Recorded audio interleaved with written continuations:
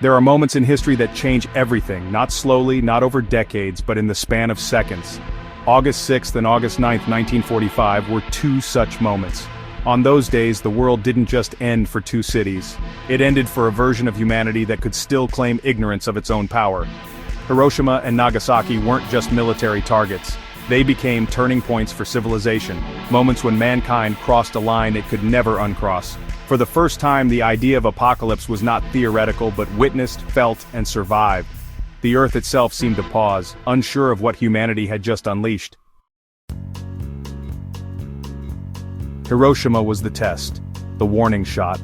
A city full of life, culture, and families transformed in less than a minute into a scorched, smoking plain of silence.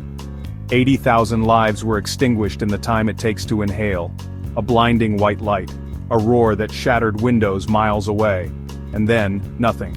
Where there had been children walking to school, now there were only shadows burned into concrete. Metal twisted like paper, skin peeled from bone. In the center of it all, silence so complete it screamed. Survivors stumbled through flame-lit streets with skin hanging in ribbons. The rivers, once places of beauty and peace, became scenes of horror as people leapt in to cool their burning flesh and never resurfaced. Then came Nagasaki, 3 days later. A city chosen not for its size but because the first target was cloud-covered. The second bomb was more powerful, more advanced. It detonated at 11:02 a.m., and the people of Nagasaki never saw it coming. Around 40,000 died instantly. Cathedrals were leveled, rivers boiled, families vanished. The blast echoed through mountains and through time, adding another wound to a planet already bleeding. Among the ruins, a lone pocket watch was found, frozen at the moment of impact. The faces of children were melted beyond recognition. Those who survived would go on to bear, not just scars, but generational trauma, physical, emotional, and genetic. But these weren't just acts of war, they were something else, something irreversible. In the ashes of these two cities lay a message.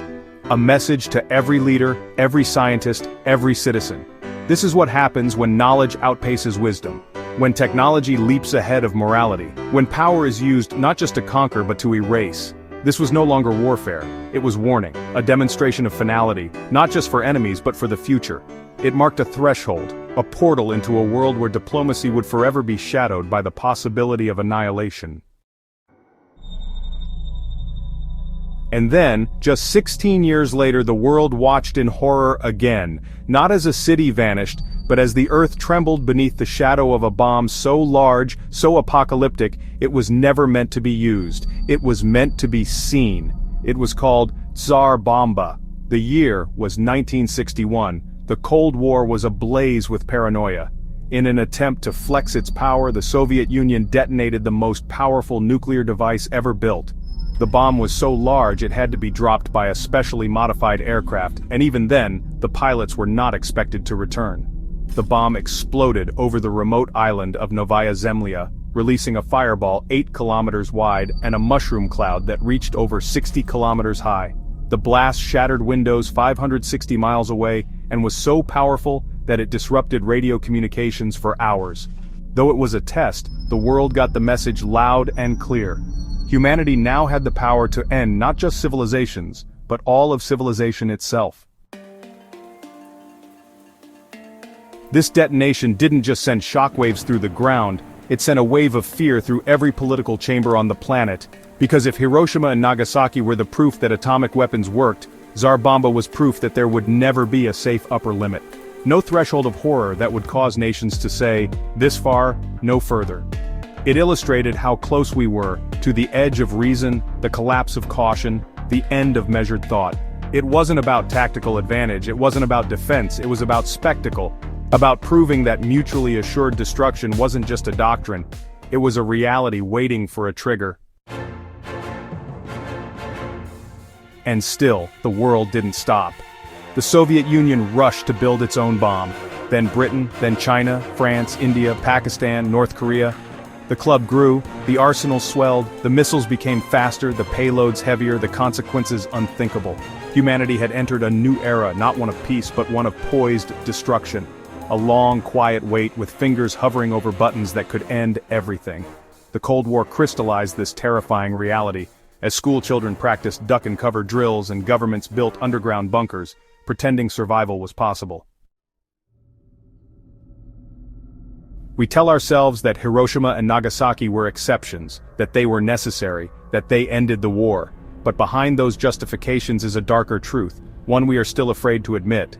The bombs did not end war. They ended the illusion of control. From that day on, we no longer held the power, we were held hostage by it. We entered a pact with destruction, a mutual agreement that our survival depended not on progress, but on restraint. An uneasy silence settled over the world, one punctuated by missile tests and political threats. And what's more frightening than the bombs themselves is how easy it became to live with them. They slipped into the background, news cycles moved on, generations were born who only knew them as headlines or trivia, but beneath that apathy is the truth. The line was crossed, and we have never stepped back. The danger became normalized, embedded in defense budgets and policy debates. The existential threat transformed into an abstract one, until it wasn't. Until it returns perhaps in the form of miscalculation, accident, or madness. That line is not just technological, it's moral, philosophical, human. It's the moment when we stopped asking if we should and only asked if we could. Hiroshima and Nagasaki were warnings. Tsar Bomba was a scream. Together they are tombstones etched not only with names, but with questions. What are we willing to do to each other? What do we call victory? And who will be left to remember it? They are not just cities or detonations, they are memorials in the shape of absence. Their silence speaks louder than any anthem or speech, and still, many do not listen. Today, over 12,000 nuclear weapons still exist. That's 12,000 reminders. 12,000 chances to repeat the moment we swore would never happen again. And in a world of growing tensions, nationalism, and artificial intelligence, the risk grows not smaller but harder to calculate. We have entered a new era of complexity, where decisions can be made by algorithms, and war can be waged from miles away. But the result, the end, will be just as close, just as personal, just as final. This is the warning. 2 bombs were enough to change the world. 1 bomb was enough to wake it up. They must be enough to keep it awake.